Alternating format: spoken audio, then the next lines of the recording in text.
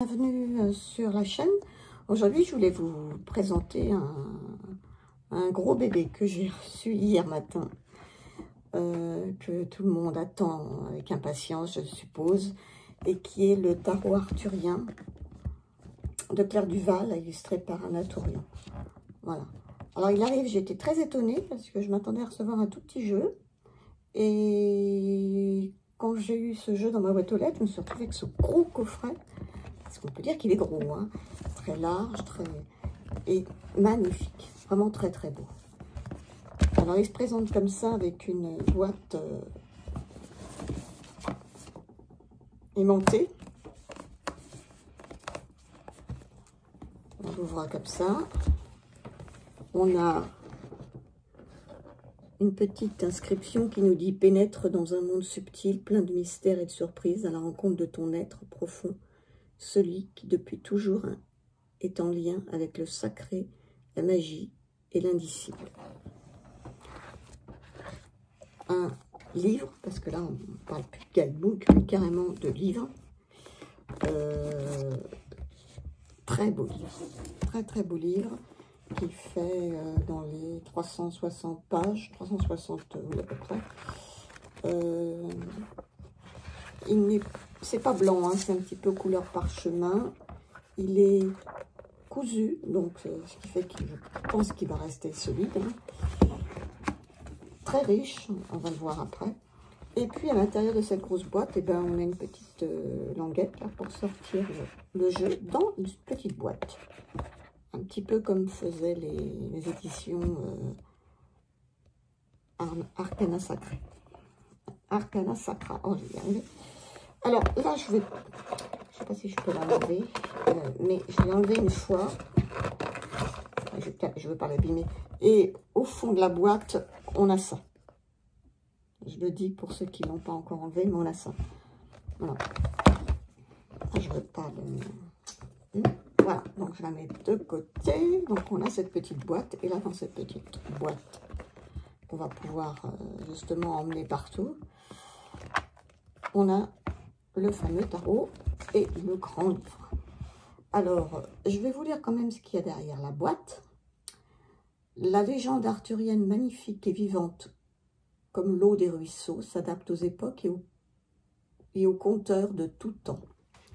Grâce aux 78 lames divinatoires marquées par l'occultisme de la fin du 19e siècle, voyagez vers le royaume brumeux d'Avalon et pénétrez dans un monde subtil, plein de mystères et de surprises, à la rencontre de votre être véritable. En douceur, vous pourrez effectuer un travail de connaissance personnelle et de guérison de votre âme. Le livre explicatif vous propose également de nombreux tirages, des guidances détaillées, ainsi que des exercices de journaling, afin de réaliser un travail profond d'introspection. Ce tarot deviendra un outil précieux pour vous reconnecter au merveilleux et prendre votre destinée en main. Voilà. Je pose la boîte ici. On va commencer par le livre, déjà. Alors, ce livre, je vous disais, il est très beau. Et surtout très riche. On a un sommaire, bien évidemment. Une introduction, que je ne vais pas vous lire. Il faut quand même vous laisser un petit peu la surprise. Elle nous explique pourquoi un tarot arthurien. Ensuite, le tarot en quelques dates. La structure du tarot. Les arcanes majeurs, les arcanes mineurs, les coupes, les épées, etc. Les cartes numéraires ou les valeurs. Le masculin et le féminin dans le tarot. Après, on a un chapitre qui est un chapitre pratique où on vous parle de la consécration du tarot arthurien. Comment lire les cartes, la méthode divinatoire, le travail du shadow work, dont Claire nous parle assez souvent, et ça c'est très intéressant. Et ensuite on a des tirages. Alors, on a pas mal de tirages. Le premier tirage que j'ai fait déjà, c'est le tirage pour faire connaissance avec son jeu. C'est un tirage en 5 cartes. On a le tirage de la journée avec une carte, de la magie arthurienne, du choix de Lancelot, le tirage la quête d'amour, le tirage Guenièvre et Lancelot, pardon, le tirage de la magie des fées, le tirage la force du chevalier, la clairvoyance de Merlin, oui, il y en a beaucoup, hein. Et puis un chapitre, enfin oui, un chapitre qui est intéressant, moi, que je n'avais jamais vu et que je trouve très sympa. C'est carte de naissance. Et là, on va, pour trouver sa carte de naissance, oui, c'est ça. Alors, il y a la carte essence, qui est une carte des arcanes majeures.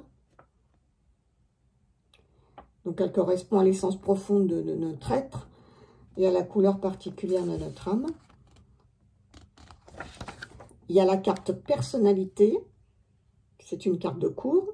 Et la carte destinée, c'est la carte numéraire en lien avec la date de naissance. Donc, je trouve ça très sympa. Et pour trouver tout ça, on a un tableau.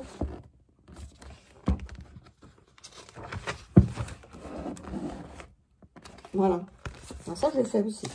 Voilà. Après, on a les cartes. On a la carte en grand. Sur l'autre page, on a un petit texte. Par exemple, là, le fou des bois, donc qui correspond au fou. Merlin est là, éternel enfant, à gorge déployée, il rit de lui, il rit de nous. Ne te méprends pas, c'est par sa folie sacrée qu'il nous entraîne vers la sagesse. On vous met les correspondances, donc le fou des bois c'est le fou, le mât, le titre, l'esprit de l'éther, et l'élément qui correspond, l'air. Après, on nous donne les symboles, ça je trouve ça très bien. Alors, les symboles des cartes, la couleur verte qui est le retour du printemps et de la croissance, les raies de lumière ici qui sont la lumière créatrice, le vent dans les cheveux, l'élément air, et le papillon, la légèreté et la transformation. Voilà. Ensuite, signification de la carte, on nous parle du personnage, là c'est Merlin, du côté lumière de la carte, du côté voilé, plutôt que du côté sombre, je trouve ça mieux comme façon de voir la carte. Et ensuite, il y a un petit cadre pour faire du journaling, ça c'est sympa aussi. On se pose des questions. Et c'est comme ça sur toutes les cartes, que ce soit les mineurs ou les majeurs. À la fin du livre, il y a une bibliographie sélective de livres, de romans, de livres, tout ça sur la légende arthurienne. Il y en a pas mal, très intéressant d'ailleurs. Des remerciements, un à propos de Claire et un à propos d'Anatolie. Voilà pour le livre.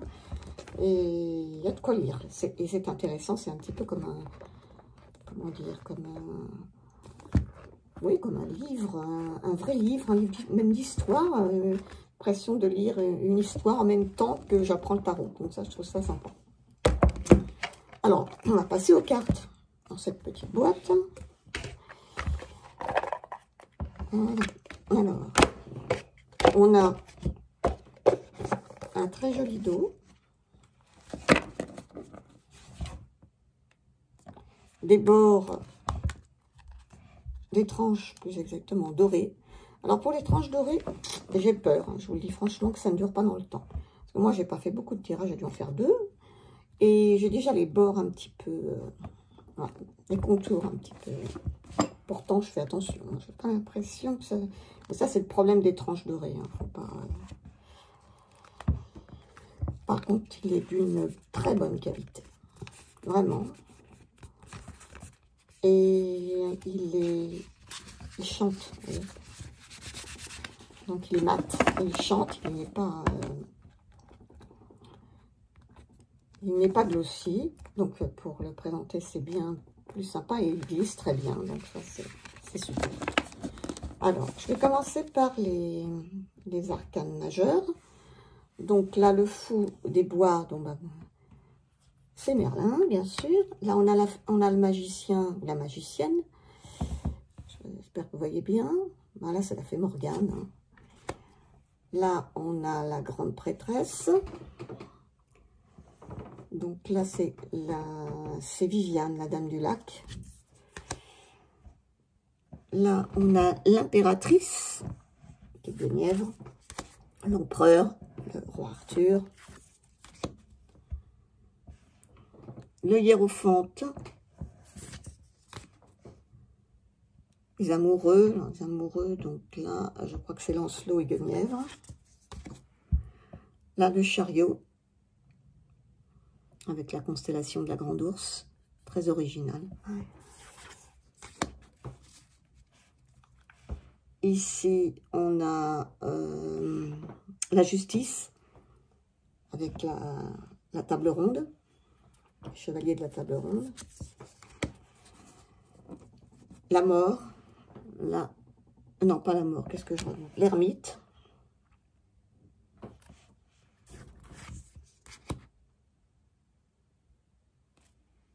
La roue de fortune, avec ce côté soleil et lune. Très jolie carte aussi. La force, très belle carte aussi. De toute façon, elles sont toutes belles, hein, mais donc je ne vais pas le dire à chaque carte. Très belle, très belle. Tout le jeu est beau. Là, on a une interprétation du pendu qui est très originale.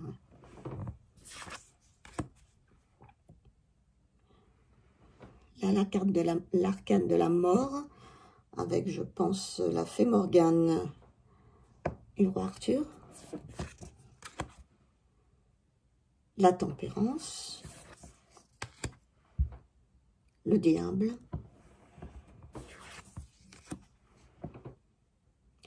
La tour.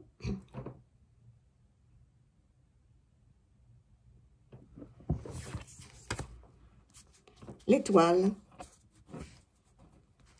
La dame des étoiles, hein, je crois que oui, ça s'appelle la dame des étoiles. Là, on a la lune.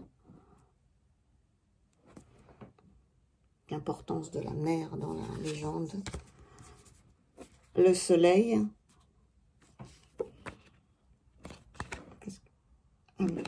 Le soleil avec... je pense que c'est la cité de Camelot. Le jugement. Je pense que c'est la métamorphose de Merlin qui se transforme en aigle. Là, nous avons le monde avec ce magnifique cerf blanc. Après, on passe à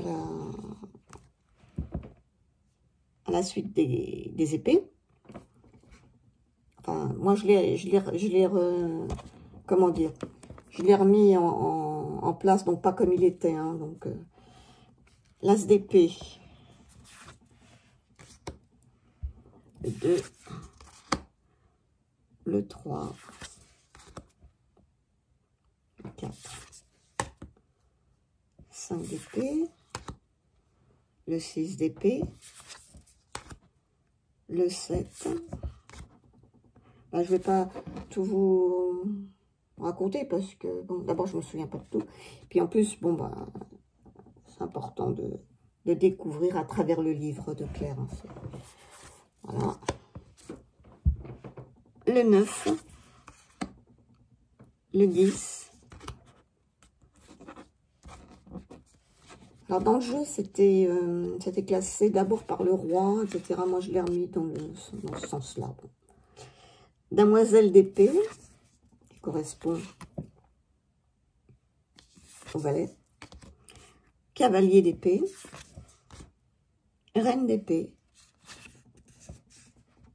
Et roi d'épée. Alors, petite...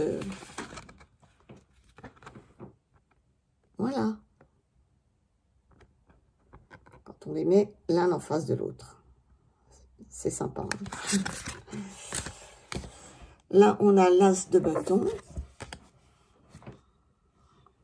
Le 2. Le 3. Le 4. Le 5. Le 6. Le 7. Le 8.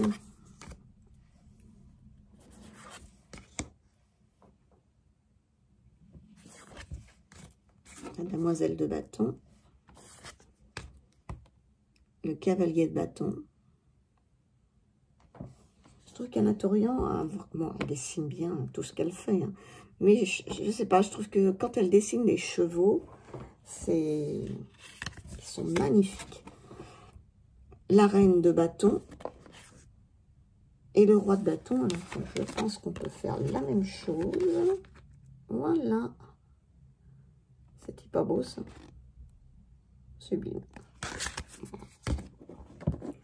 L'as de denier.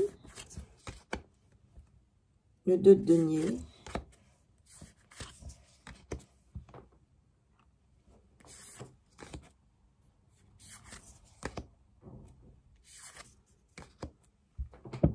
Le 7. Le 8. Je pense que c'est les potions de la fée Morgane, son livre, etc. Je crois. Hein. Le 9. Le 10 avec le banquet. Hein. La demoiselle de denier.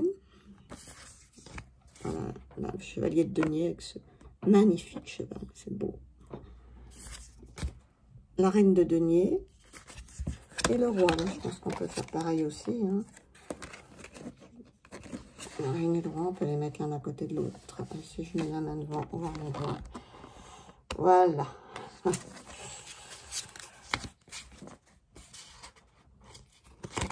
Là, on a l'as de coupe.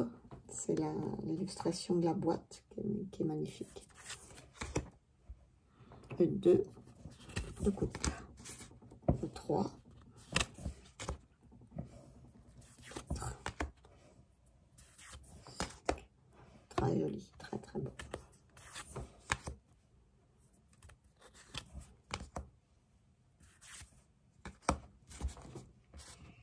Le 9 de coupe.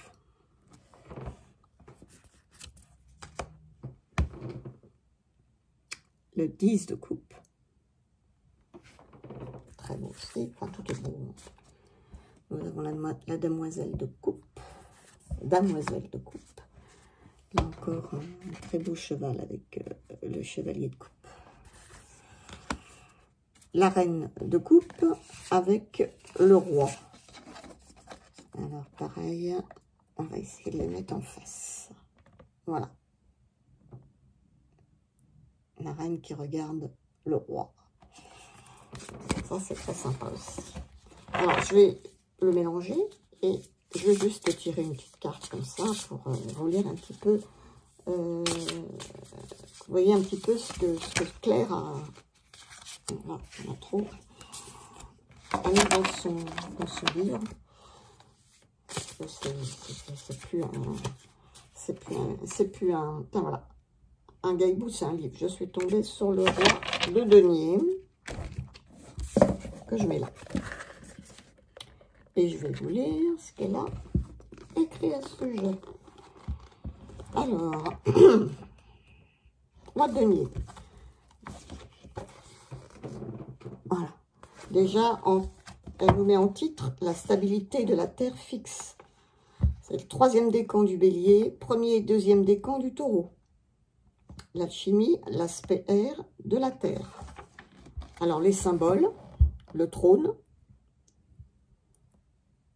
qui est l'autorité, l'expérience, la nature environnante, l'attachement à la terre, le lien à la suite de denier, les blés qui l'entourent, c'est l'abondance.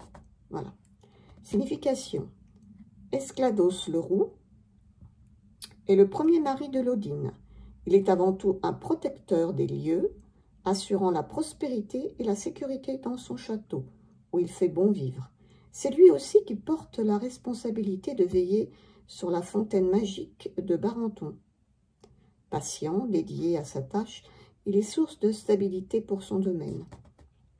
Le roi de denier est généreux, courageux, tel Esclados. Il n'est pas aventureux, mais est présent lorsqu'il s'agit de protéger ses biens et les gens qu'il aime. Il est aussi très à l'aise dans le monde de la matière et des finances. Et lorsqu'il apparaît dans un tirage, il est un bon présage de réussite, notamment financière. Souvent, il représente une personne ayant réussi sa vie, aimant la nature, les petites choses du quotidien. Cela peut être un aspect de toi à exploiter pour la résolution d'un problème ou quelqu'un qui va t'apporter son aide. Il annonce également l'accomplissement d'un projet. Dans son aspect voilé, il peut indiquer que tu as besoin de changement et d'aventure, ou alors que tu es trop attaché aux possessions physiques et financières et que cela te gâche la vie.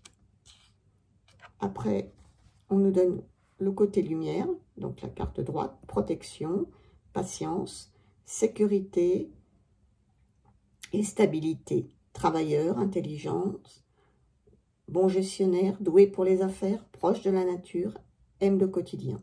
Et le côté voilé, peu aventureux, possessif, matérialiste, stagnation, réfractaire au changement, ultra conservateur. Et dans le petit cadre du journaling, se poser plusieurs questions. Dans quoi vais-je placer mes ressources? Dans quel domaine ai-je besoin de plus d'aventure? Qui suis-je lorsque j'incarne le roi de denier? Quelles sont mes qualités et mes défauts? Et ensuite, on a une petite phrase qui est, pour chaque carte, ma quête sacrée. Pour mon travail et en prenant le temps, je peux me créer une vie d'abondance. Et bien voilà pour la présentation de ce magnifique tarot arthurien. J'espère que cette présentation vous aura plu et que vous l'avez peut-être reçu ou que vous l'attendez. Et croyez-moi, vous ne serez pas déçus. Sur ce, je vous souhaite une bonne journée. Puis mettez-moi un petit commentaire pour voir quelles sont vos... quelles sont vos impressions. Est-ce que vous l'avez eu? Est-ce qu'il vous plaît? Je pense que oui, mais bon, peut-être pas, on ne sait jamais. Hein. Voilà. Et je vous souhaite une bonne journée. Au revoir.